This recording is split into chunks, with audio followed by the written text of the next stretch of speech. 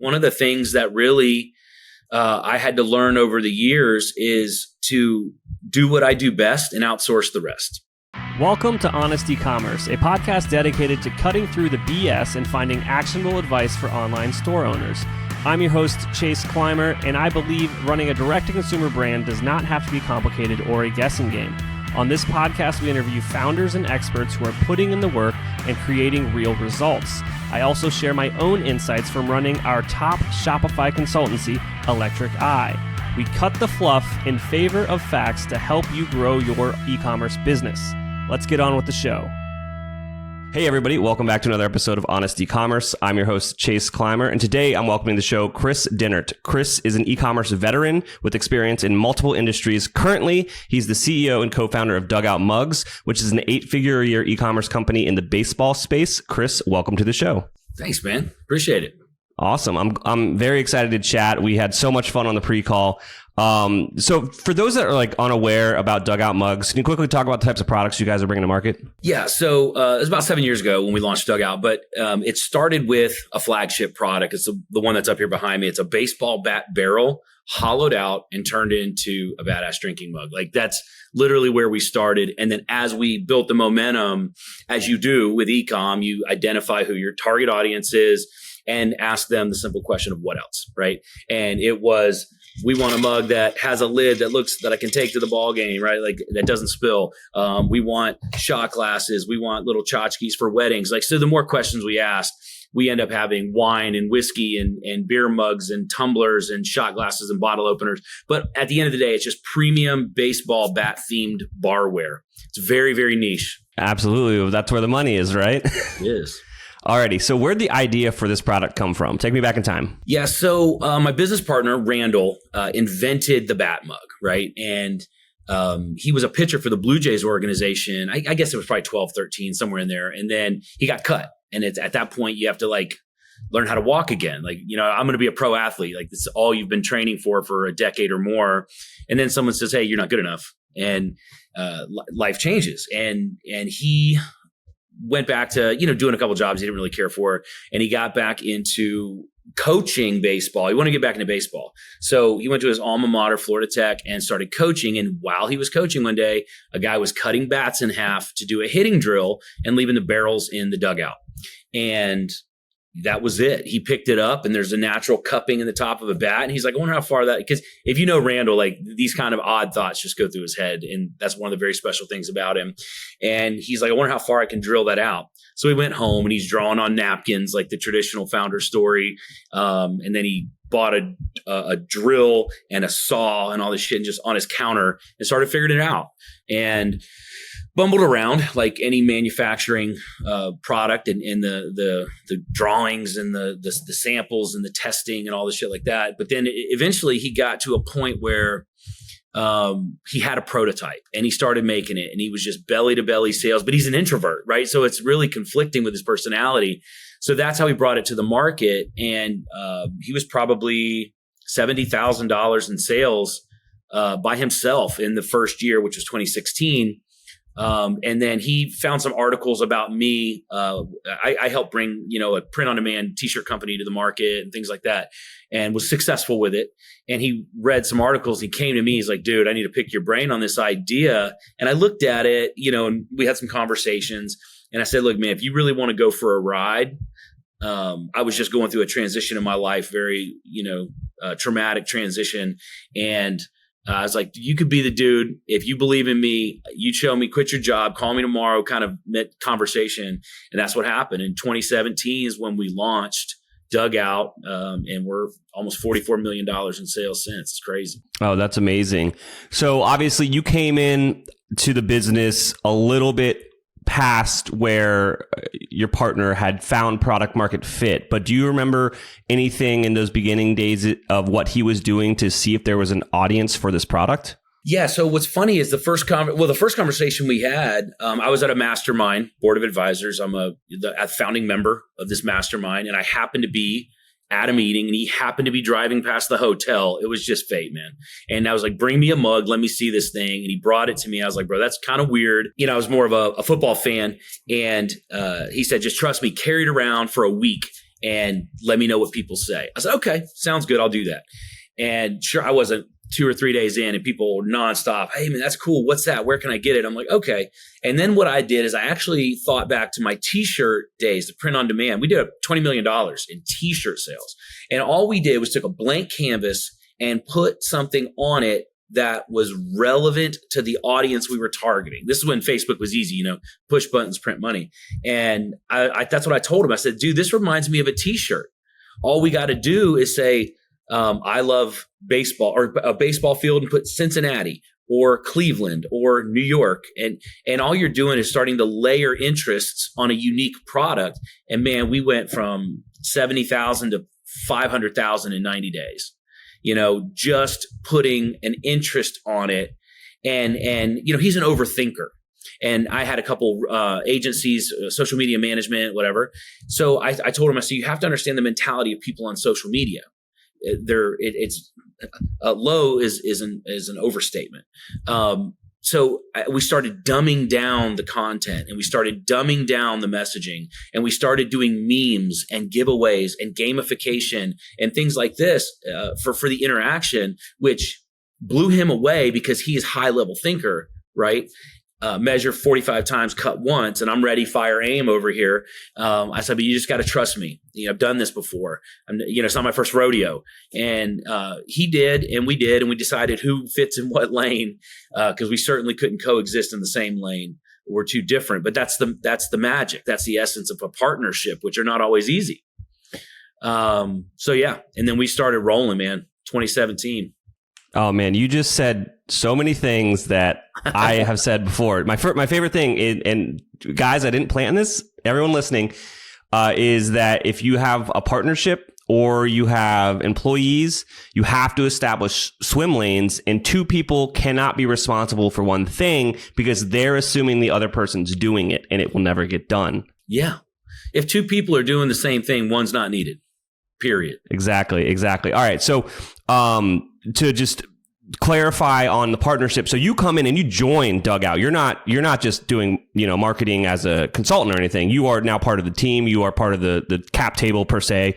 Correct. I stepped in at 40% owner. Well, so what it was is Randall was looking for help and investment and all these other things. And like I said, I was coming out of a place in my life where I almost died, actually, and like just chaos. And I was in the wrong deals with the wrong people. I was losing money in the cannabis space, the restaurant space, all this stuff, right?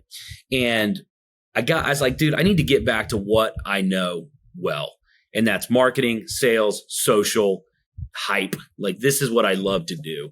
And when I found Randall, I was like, hey man, I can't invest right now. I said, but I can 10x your company in 6 months or less. And then you're winning in a very big way if I can step in and do that. And then at that point, I got capital around me, so I was able to pull LOCs, hard money. We were getting funded on the front side of it to do big POs. And things like that. And then Randall could focus solely on what he was good at. You're hopping in here. You already know there's something here. What was some of the first levers you started pulling on to accelerate the growth? I look at things like you have to build to where you're going. Don't build to where you are, right? So the first thing I did is we had to get capitalized, and not a lot, 100 grand with 150 line of credit. It wasn't crazy, but we needed to be able to drive down the cost of goods by putting in a larger order, right? And the first order was $80,000 or something crazy like that for the wood and the bats and the board out and everything. So that was the first step, was getting funded. But immediately from a marketing standpoint, it was licensing. And it's all fun to do generic and really walk the line, but when you get on the radar, you get popped. There's no way around it. And I had some other businesses that currently had licensing in Major League Baseball Players Association, which means you can do the player's name, image, likeness, signature, things like that. So I made it. Now, this was a funny part. So I only had a couple percentage points in this company, but I called MLBPA and I said, hey, one of my other companies is already licensed with you guys, and I have a new product and I need a license for this other one.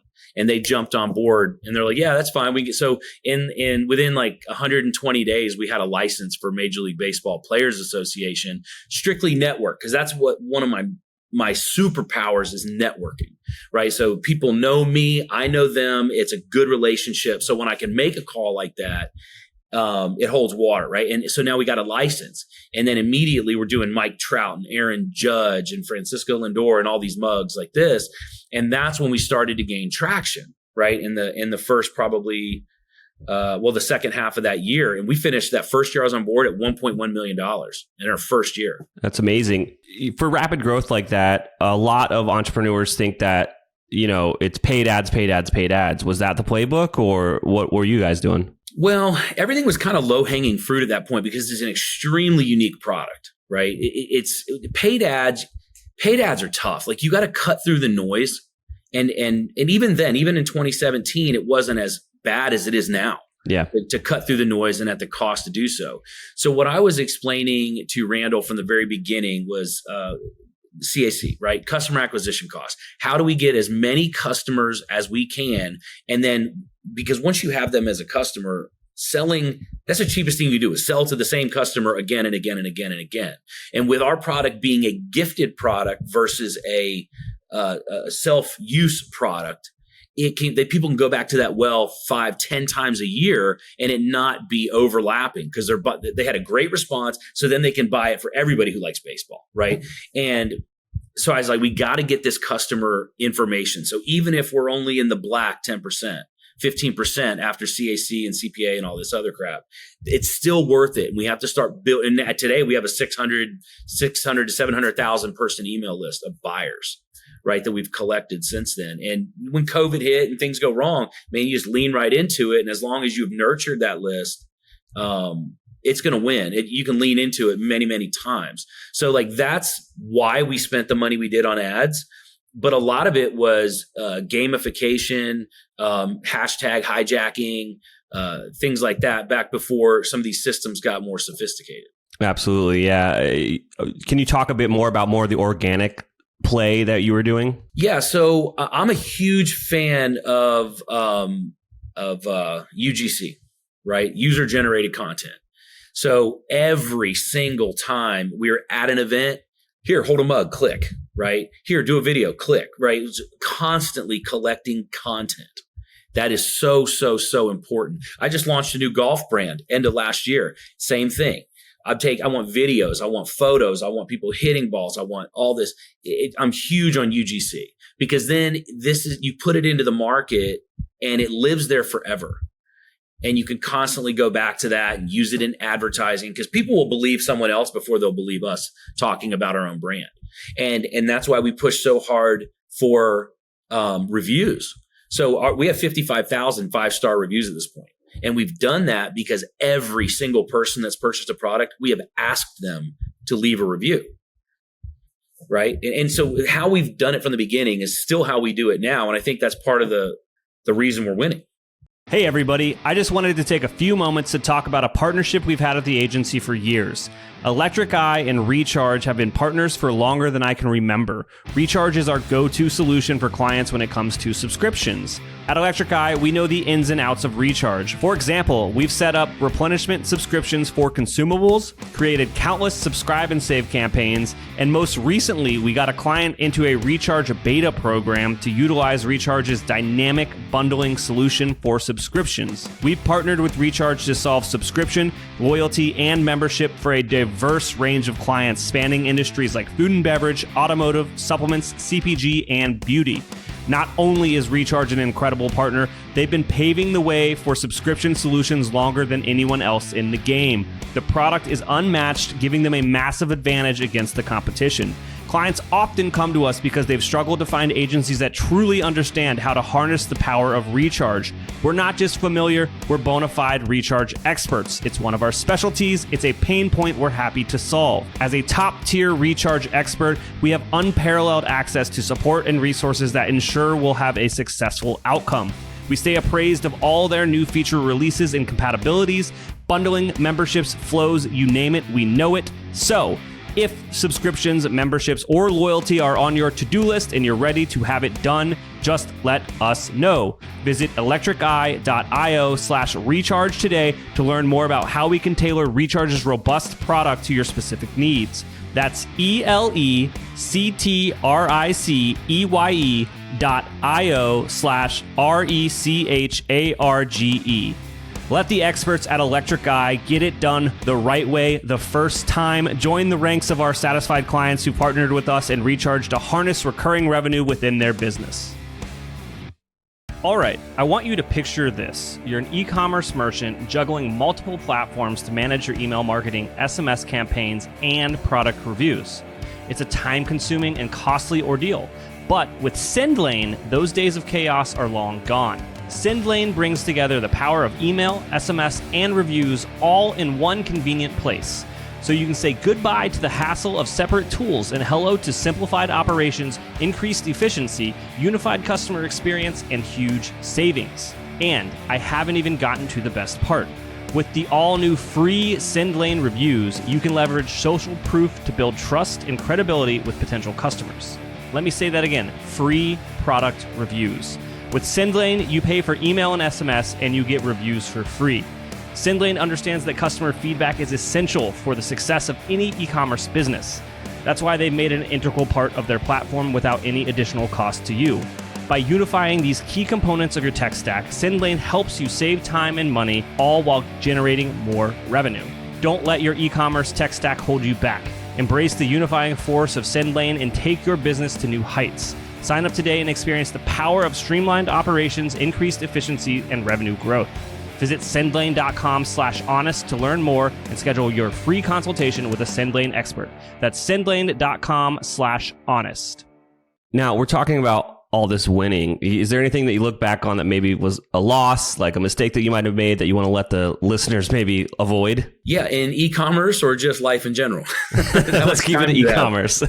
Yeah, so with e-com, I don't get involved in anything that isn't positive.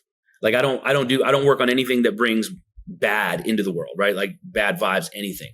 So there's things I've pushed, things I've affiliate marketed, and things like that I wish I would not have. Nothing crazy, right? But some of the Nutra stuff, whatever, right? If it's bringing good into the world, I'm all about it. Wish I would have done some of that because it's off alignment. And at the end of the day, sure, we're doing business, sure, we're making money, but the moment you fall out of alignment with your morals, your goals, your objectives, your belief system, nothing really works well after that. You start making bad decisions because you're not in alignment, right? So from that's a little deeper, but like that's one of the things I wish I would not have done. The greed at points where it's like, damn, we're tripling, let's go for 4X, and you end up burning $300,000 of a budget in 1 month, and you go from being in the black 200 to being in the red 100. You're like, well, that was stupid. Let's not do that again. So trying to scale too quickly. One of the other things I have a team, right? We're a manufactured product. We fell off for about 2 years on culture building. And I think culture internally permeates into your business, your customers, your tribe. So that's one of the things that I wish we would have kept a little closer eye on. We were so focused on where we were going. We lost sight of how we got to where we were. And so we've changed that. We do, block parties at our warehouse. We do, speed tests and hitting and home run derbies and bowling and axe throwing. And we try to do stuff like that to try to bring that culture back. So not e-com specific, right? But it is, because e-com is a weird thing because you're doing real business, but not in a real place. Like you're floating around the internet typically. And a lot of people on your team can feel like they're on an island. So really bringing them in and letting them understand that we're doing a real thing here, that's been helpful. When your tribe gets behind you, it's pretty damn unstoppable, to be honest with you. Yeah, absolutely. It's, that's something that a lot of entrepreneurs don't realize is at a certain point you become a manager, and those are learned skills. It's very hard to kind of it be an innate ability. It's quite difficult for some people, that's why you see sometimes like founders will move on to roles that are not a CEO role because they understand it's like, this isn't where I can be my best self. Yeah. Well, and I think that's important too. Speaking of mistakes, one of the things that really I had to learn over the years is to do what I do best and outsource the rest, right? Just stop. Don't ask me to do literally anything other than big conversations, close big deals, be on a stage, talk to the celebrity athlete, do the interviews. Like, that's where I live. Don't ask me about the numbers. Don't ask me about the manufacturing. Don't ask me about this. Like, that's why we have good people in that place. And I think reflection is really what it comes down to. I don't think enough people reflect on not just what they're good at, and more importantly, what they're not good at. Because oftentimes you'll be the roadblock in the growth if you're inserting yourself into areas of the business in which you're not proficient. Absolutely. That makes, it's either going to grind the gears and stop the growth. Yeah. If you're injecting yourself in there, it's like, why are you hiring these people that are smarter than you if you're just going to get in their way? Yeah. Or not hire people at all because you think you're saving money. But the truth is you're actually costing yourself money because you're not growing because you're in the damn way. Exactly. Kris, now, is there anything I didn't ask you about that you think would resonate with our audience today? Not offhand, man. I wasn't really thinking about it like that. I just like bantering back and forth. I mean, talking about business and e-com and success is something I'm very passionate about. I mean, speaking of passion, right? Don't do things you hate around people who suck. It's so vast.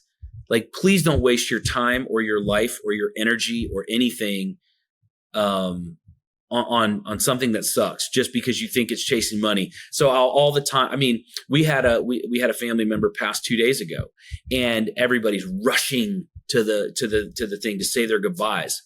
I'm the guy that's like, where the hell were the hellos?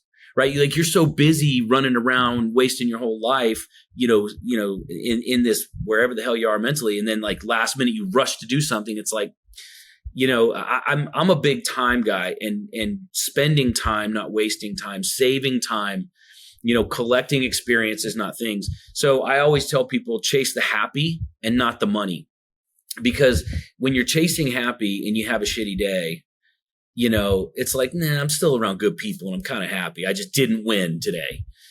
If you're having a bad day around bad people doing something that's not in alignment, like, it sucks. It'll take you a week to get out of that funk or more. So I'm a big chase the happy guy. And that's why I do beer, baseball, golf, cigars, baseball cards. Like, this is what I like, so this is what I do. And I think if people stop and reflect, back to reflection, I think they need to do more of that. What do I stand for? What do I not stand for? What drives me? Because oftentimes, and you can attest to this, and I've been guilty of it, and you've probably been guilty of it. You measure your success with somebody else's ruler. You look at the Gary V's or the Grant Cardones or the this or whoever. Pick one. Pick a muse. Okay. Mm-hmm. And people are like, well, I'm not to that point, so I need to keep grinding. It's like, well, maybe, but what does success look like, smell like, feel like, taste like to you? And at that point, you can reverse engineer a lifestyle. And that's what I've done. I wanted to play with my friends. I wanted to do things I like. I wanted to not lose. This is my house, right? I worked from home for almost 10 years. And especially after I got sick, everything changed. The lens adjusted that I looked through. And now everything is based on a whole different set of metrics. And I can be on a stage in flip-flops and shorts and discussing, and there's a $100 million guy, right? It happened last week. $100 million, $500 million guy right next to me. And after the talk, they're coming to me saying, hey man, can you help me with a couple things? And it's because of the alignment. It's obvious when you're aligned and doing this, and they were just chasing the money and they missed the happy in some cases. So I really think reflection and alignment are two things that anybody listening right now should probably spend some time on, because then it makes all the decision making at that point so much easier. Like, you already know where you're going. Hey, do you want to do this? It's make a lot of money. It's like, actually, that sounds really good, but I really need to be over here because this is what feels good to me. And when that happened, I've never been more successful in my life financially than when I got on alignment with what I'm doing, because it never feels like I'm working, like, ever. Chris, I think that's just the perfect area to end the episode. If I'm listening, I want to check out Dugout Mugs. Where should I go? Dugoutmugs.com. Awesome, Chris. Thank you so much for coming on the show today and sharing your story. I appreciate the time. Thank you so much for having me. We can't thank our guests enough for coming on the show and sharing their knowledge and journey with us. We've got a lot to think about and potentially add into our own businesses. You can find all the links in the show notes. You can subscribe to the newsletter at honestycommerce.co to get each episode delivered right into your inbox. If you're enjoying this content, consider leaving a review on iTunes. That really helps us out. Lastly, if you're a store owner looking for an amazing partner to help you get your Shopify store to the next level, reach out to Electric Eye at electriceye.io/connect. Until next time.